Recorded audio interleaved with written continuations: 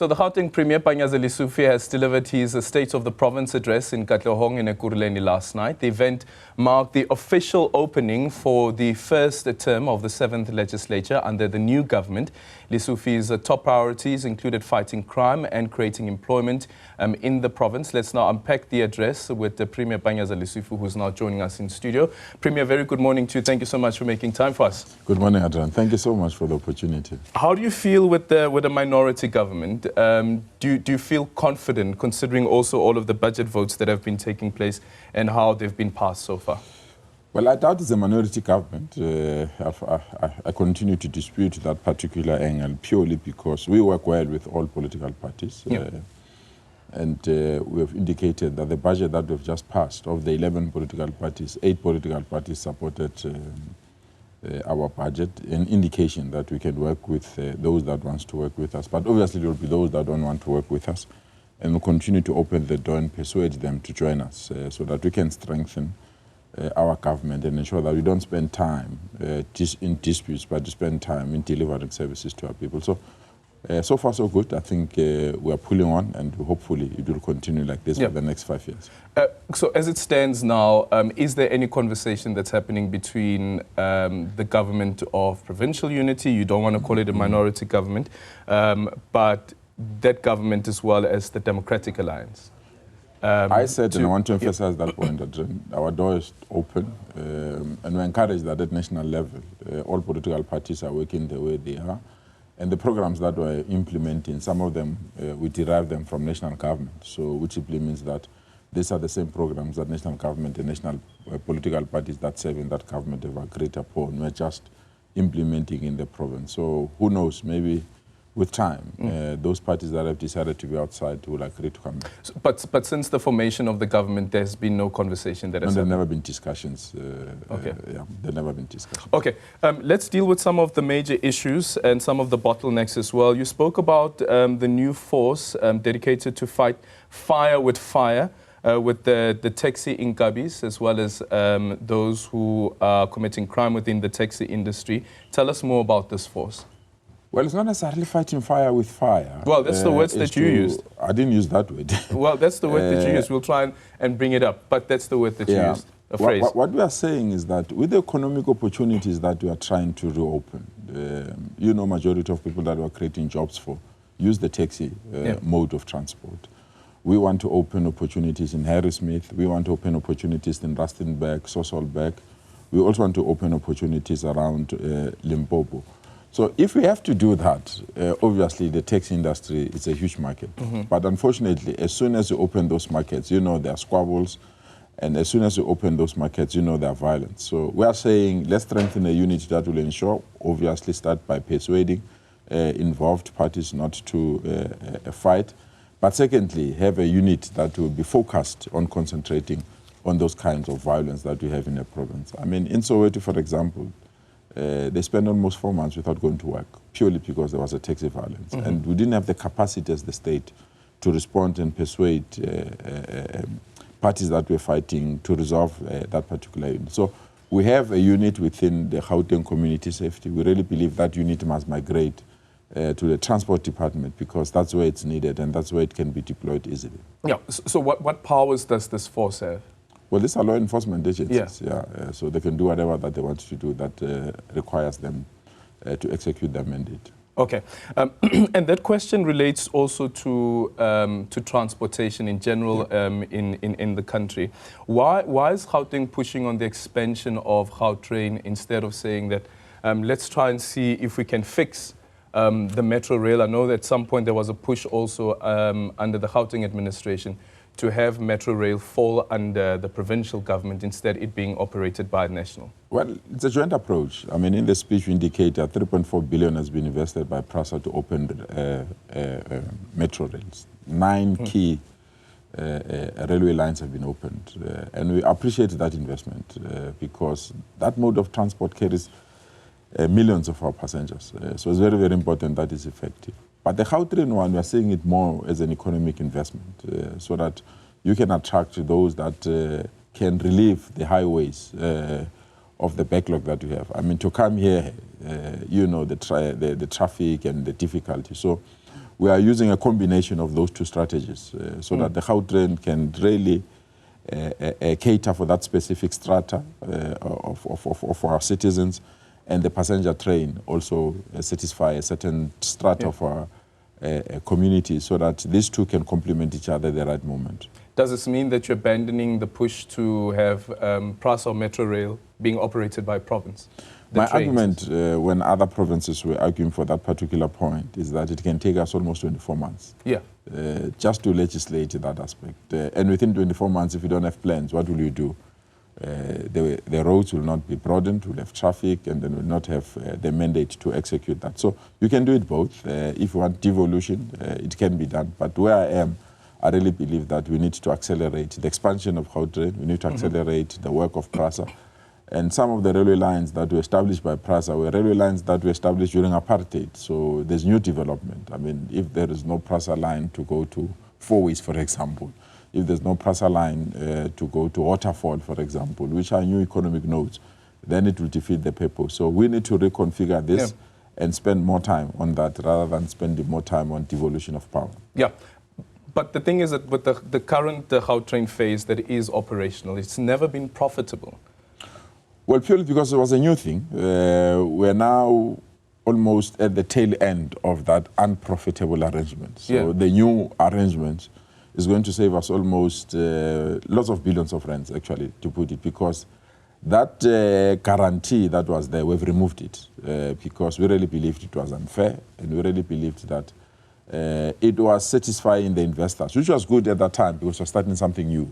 Now that we've gained the experience that we've gained, we really believe we can go without that guarantee. And we are looking for bids. The bids are closing next month, the month of October. And as soon as we close those bids, we'll evaluate those bids and let the best bid be given the mandate to construct the new railway lines for the expansion. And you can see our target now is township. It's going to Soweto, it's going to Atteridgeville, it's going to Springs, so that it can accommodate all our citizens. Yeah.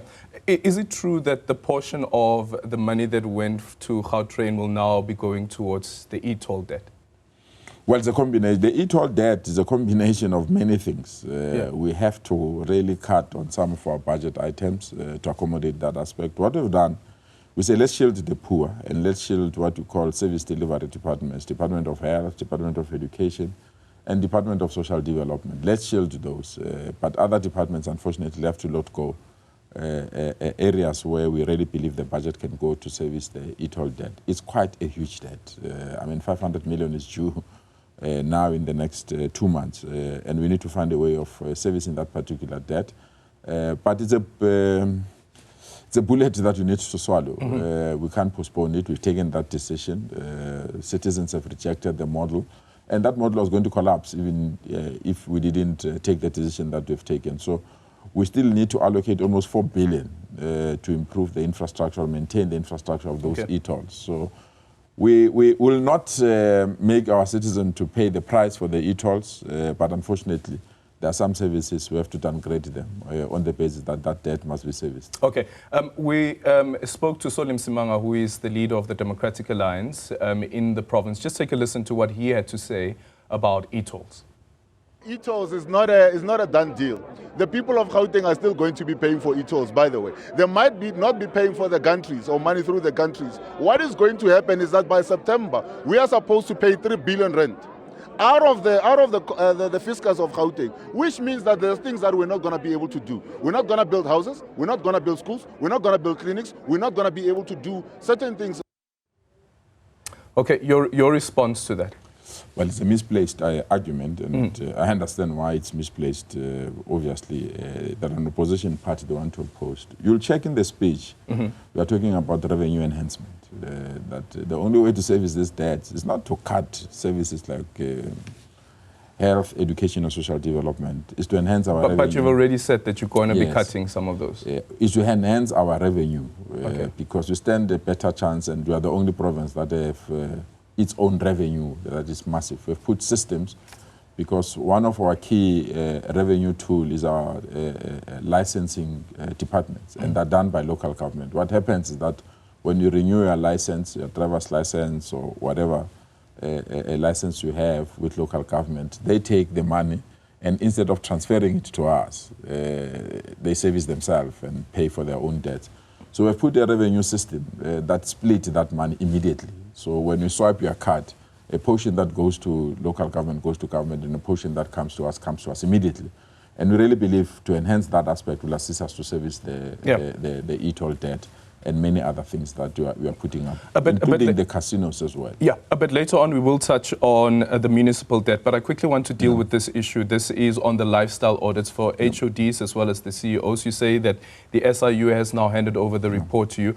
Are you able to indicate how many CEOs as well as HODs have not passed the lifestyle audit without getting into the details? Well, I got the report 2 days ago. Yeah. Unfortunately, I was in the middle of drafting the speech, working with the speech. And when you get the report, you don't just release it on the basis that you've got the report. You call the crafters of that report to come and take you through that report. So as soon as they've taken us through that report, we're in a position to answer the question that we are raising. But they've indicated already that there are areas where they feel they need further investigations, and there are areas where they feel that some participant didn't provide the information that was needed. Are you willing to expand this to your members of the executive? We've done that. The lifestyle audits, because that's what the NEL is asking for, that there should be lifestyle audits of the MACs as well, including the Premier. It's misplaced. I've done the lifestyle audit. Yeah. We've done the lifestyle audit, and the new MECs... Of the current MECs? The new MECs that came, we've requested them to go for lifestyle audit. But the MECs that have been there, I mean, it's only 4 or 5 MECs that came on. They've gone through lifestyle audits. I know when we appointed in the last administration 4 new MECs, we subjected them to lifestyle audits, and their reports are outstanding. And the new MECs that have just been elected will have to go through that process. It's not something that we are scared to do, because indeed we have to lead by example, and society must have confidence that the people that are leading them are people that can provide the necessary support to fight corruption. Okay, and then let's just quickly get this. The EFF saying that your policies on unemployment are not aligned and called for re-industrialization of the province. Just take a listen to this. If you really had an opportunity to engage to a program of action that speaks to unemployment, you would have looked at the re-industrialization of Gauteng and really making it a workshop of the country. And that would mean that the manufacturing hub must then be opened, our factories must be opened. This that we consume in Gauteng must be manufactured in Gauteng. But we've got a premier that speaks of importing specific components and goods and services from Dubai. Your response to that? To me, it's a combination of everything. You can't base your economy on one aspect. For example, the fastest growing component of our economy is the financial market. So do we abandon it in preference of reindustrialization? But also, we must accept that the economy is not waiting for us. It's moving. I've indicated what is criticizing, that Mauritius is a 4-hour flight to go to Mauritius. And that country is growing. And there's some aspect of our either agriculture and other things that is needed there. You go to Dubai, that particular country is prospering, and they want to partner with us. So we shut them down and say, we don't want to partner with you, we don't have new investment in terms of hotels, new investment in terms of fun parks and other things, purely because we're looking at reindustrialization. It's a combination of everything. So whatever ideas that the economic freedom fighters have, they can deposit on the table. They're part of this government, they're part of this legislature. We'll take it from there. Okay. Kabelo Kwamanda, he has resigned as the mayor of the city of Johannesburg. What's your understanding as the premier around how the city of Johannesburg has been operating? And today, when there's an election of a new mayor, what is it that you want to see? I don't. You know, the problem is that voters forget what they've preferred. They've decided that they don't want the African National Congress, and accepted that. So when local government elections, even though we're the largest party to receive the largest number of votes, we were sidelined. People felt that we should go to the opposition bench. Then we did. And what happened? The government of the day collapsed. And because we respected the voices of our electorates to say, ANC, we don't want you. That is why I've not voted for you, because we presented a mayor that has impeccable credentials. We presented a mayor that have the credibility to run this municipality, but the voters decided not to vote for us. And we took our opposition benches. But when it collapsed, were invited by those that were part of that government to say, come participate, but we don't want you as a mayor, we want you to be part of the mayoral committee. And we politely obliged. It's only now that those political parties are also approaching us to say, we know it's through the leadership of the ANC that this municipality can be rescued. We know it's through the leadership of the ANC that we can have a stable municipality. Come and lead. And they've accepted that aspect. Let's just quickly go to the ad break, Premier, then we'll get you to expand a bit more on the municipalities and also what we expect to see from the city of Johannesburg, but also dealing with this issue around municipal debt and the ability to deliver services. Stay tuned for that conversation. And welcome back. We're still in conversation with the Premier of Gauteng, Panyaza Lesufi, following his opening of the provincial legislature speech and looking at the 7th administration's priorities. Let's quickly look at service delivery at a municipal level, starting off with the city of Joburg. It has been a problem. What do you expect from the city of Joburg and when council meets today to elect a new mayor? Support our view to rejuvenate the CBD. That CBD is an embarrassment. It's an eyesore. And we can't allow it to be like this. We can't compete with major CBDs like New York, Paris, and other countries. We just have to accept that we need to bring a new thinking cap. The current method of managing the Johannesburg CBD really can't assist us. And it's a major economic point. There are a lot of activities that are taking place there. So there are offices, there are shops. We just need to reclaim that particular city. And hopefully, the election of the new mayor today, and I've already discussed it with the incoming mayor, that we need to put a permanent incoming team. Mayor Dada Morero. Yes, we need to put a permanent team to meet literally every week to bring back the sparkle of our city. Okay, so that means that the ANC will have the support of other political parties to have Dada Morero become mayor?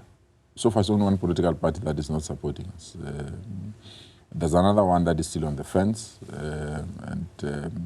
all political parties that we've engaged that are part of our partnership and the new political party that we've been engaging with, Action SA, will have an overwhelming majority to elect him.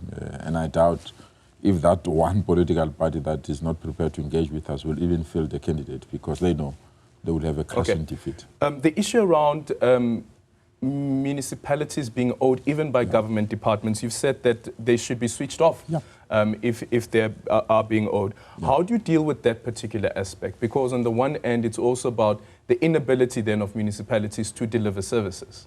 And government departments are not paying. No, we must pay.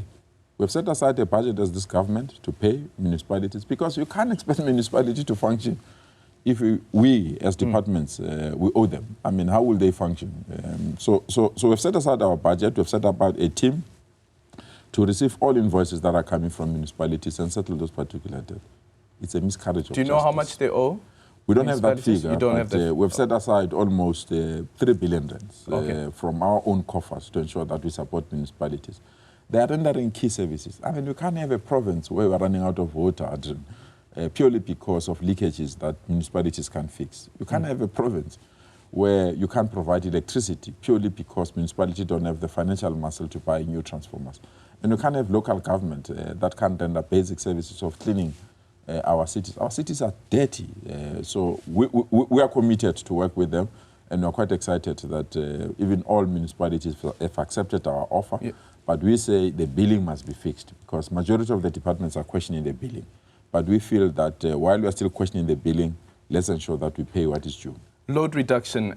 You have gone out to communities and replaced some of the 500 plus transformers, 480 I think that you said, that have been replaced so far. But those communities are still experiencing load reduction. Indeed.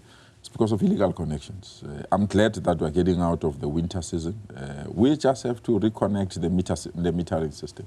If you can't have proper metering system, prepaid metering system in particular, we're not going to manage the load reduction. If we can't remove illegal connections and ensure that informal settlements, even though they are not being reticulated to have their own electricity, we can put alternative mechanisms. We've done that with one informal settlement called Amarasta here in Alexander.